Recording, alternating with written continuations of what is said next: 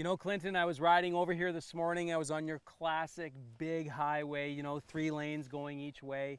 And for some reason, I got stuck behind a transport truck, and lo and behold, boom, right there in front of me, he revealed a nice big hunk of rubber. And I barely missed, you know, barely avoided that thing. I nearly hit it. And it got me thinking about obstacle avoidance. You hit the nail on the head. Is why it happened was I think you're following too close. Oh, I was too close. I was following a big billboard. I couldn't see past him.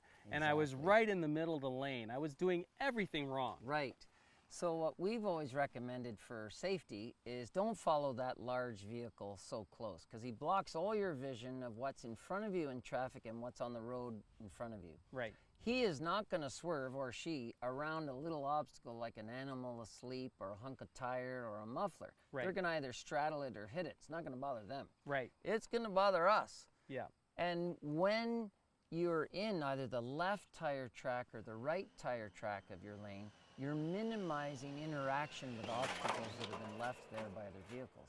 Because all the multi-road users will kick that either off the road or into the middle of the lane where you encountered that carcass of a tire. Exactly. So that's one way you can reduce it, is hang back so you got more vision and reaction time and space to get around it. And Right. don't ride in the middle of the lane. It's very greasy, but you're going to have problems with debris. Right.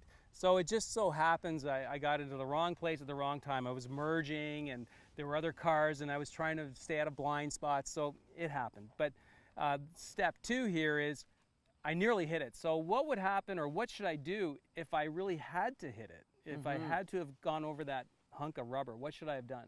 Well, something we practice, again with dirt bikes first, is simulating that muffler or something that's fallen in front of you and you can't go around it. What we do is ask the customer to get their butt up off the seat Right.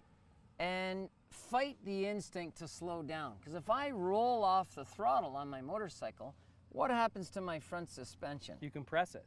What happens to my ground clearance? You eat it up. Exactly. So now I'm more likely to have a problem going over that obstacle. Right. So believe it or not, we say drop a gear so you've got crisp throttle response, get your butt off the seat, look past the obstacle, accelerate, give it a shot of gas. You're not trying to wheelie, but we are trying to elongate or stretch out those front springs. Now my ground clearance is maximized, Right. and I have a way better chance of getting up and over it. Right. Once you're over and everything seems okay, don't trust that. I would pull over, Oh. check out your bike. Right. Made sure something hasn't got hung up or caught up underneath the bike. I've actually pulled something I went over along the road with me. Right. And I've also once cracked a rim by going over something abrupt. So you think you might have done it, you've cleared it, you're all good, but you may have cracked your rim and you got a slow leak, or you know the tire's going flat quickly. So. Exactly. So pull over, make sure your bike's safe before you continue. Wow, that's really great advice, Clinton. Nice job. Thank you.